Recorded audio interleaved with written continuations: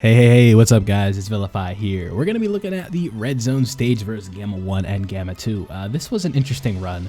I feel like that's always like the kind of the muscle memory that my mind just goes through, where it's like when I do a video, I always go, this one's interesting, right? But JP does have quite the advantage for this specific Red Zone set of stages because I'm not going to go too far into detail, but I'm sure you guys know at this point that it's just such an advantage having this LR Gohan, and also Kid Goku in the Android 8 rotation, or Hachan, whatever you want to call him, is also just such an advantage, right? That damage reduction support, the amount of attack that they put out, it's just an absurd amount of stuff that they're doing, right?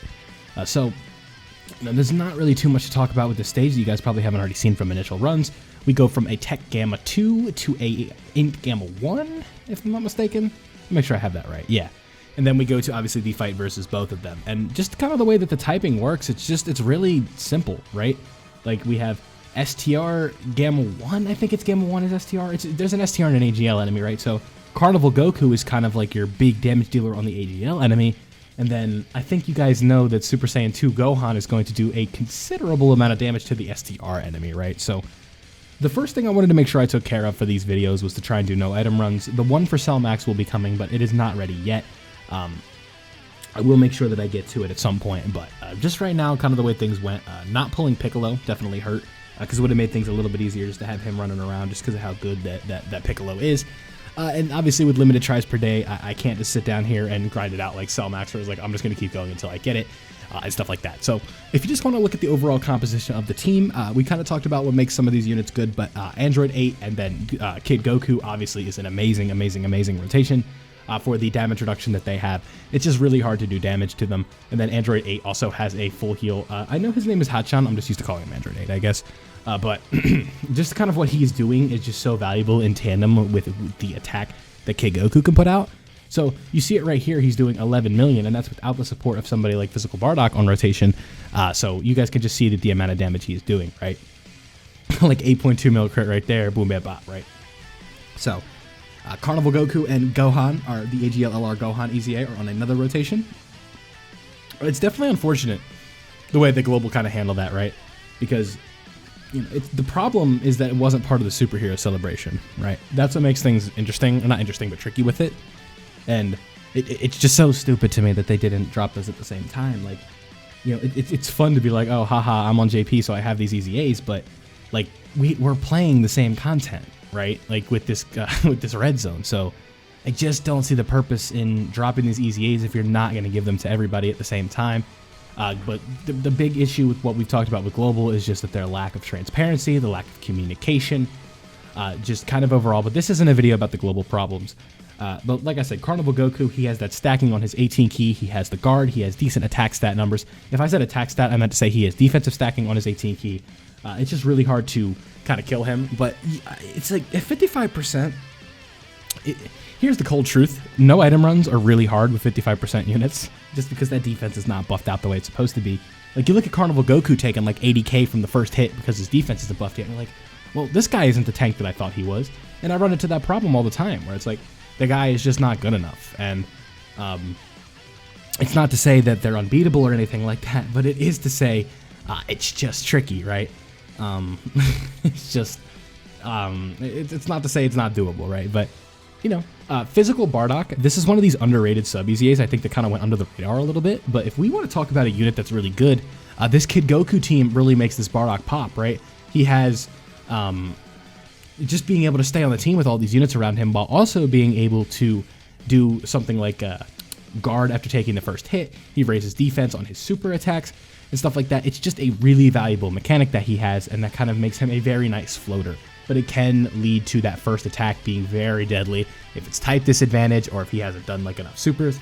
Like, if he doesn't super, we're in a bad way, right? And I forget if you need a 4 or 3 key right there to get that super, but anytime you need like 3 or 4 orbs, I'm not saying 4 orbs is hard to get, but it's also sometimes the orbs will fall not your way, and it's not a guarantee, right?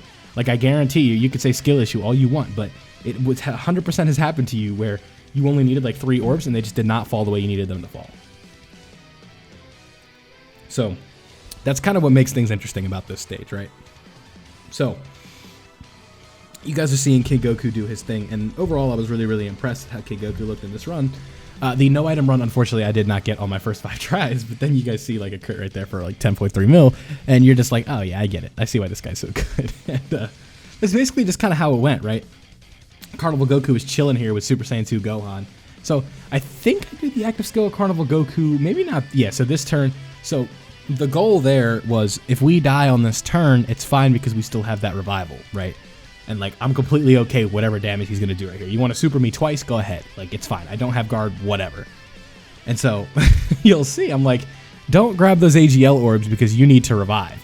So I'm like, don't grab those and heal up too much.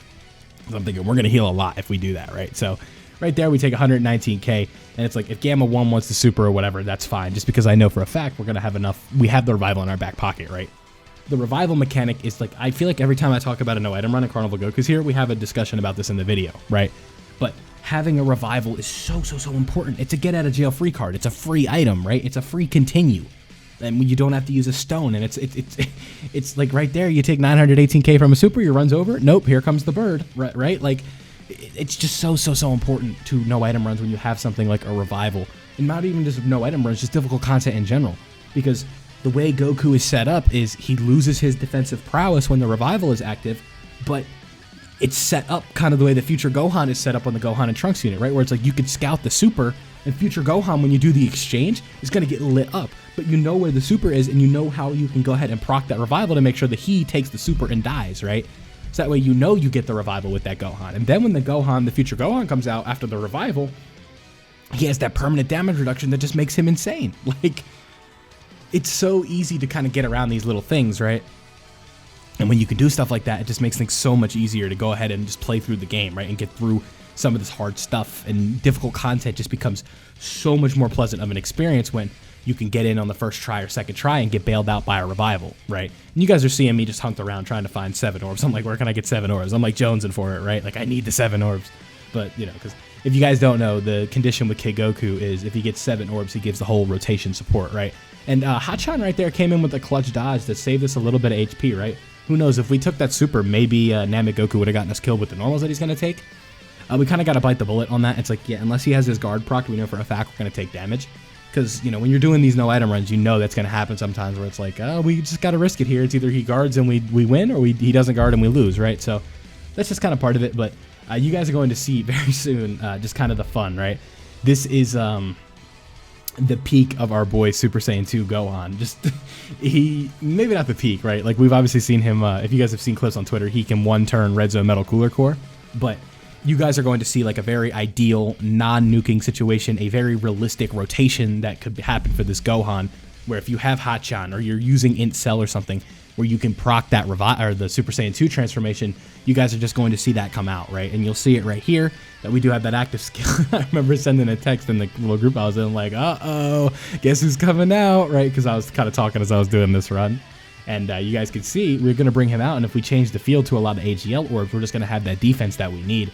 And then the attack stats he just puts on is just wow. Like, this guy just says, Gohan just says, stand back. This is my show. We're winning right here. It's over. I'm like 420k defense. That's more than enough. We're not taking 460k from a super. Whatever. Hit me with what you got. We're just going to go ahead and let Gohan go to work. He's just going to put in that work. He's going to cook. He's going to do everything he needs to do. So everyone just kind of stand back. We got a 19.4 million attack stat. And then you know the way they built this Gohan EZA is those double supers are pretty common now, right? And mine is built with a lot of additional. So then we get a 15.5. All right, let's keep going. Give me another super. How much damage are we going to do right here? Let's see what you got, Gamma 1. Can you withstand this machine? 8.7 mil. Not done, by the way. Here's 16.5. Let's see if you can go ahead and take that. It's just, this guy is just so good. I'm really impressed with what they did with this Gohan. 13.5 mil right there. That's all you need to really see, and you're ready to go. So, no item run for Gamma 1 and Gamma 2 Red Zone. Cell Max surely will be coming down the pipeline shortly, but I just got to figure out a good strategy to beat it. So, let me know down below what you guys are using. I know you don't have Gohan, I know you don't have Kid Goku, but if you have Piccolo, that's a nice consolation prize. Leave a like if you enjoyed, subscribe if you are new, turn on notifications so you don't miss out on my Dokkan stuff. I'm out.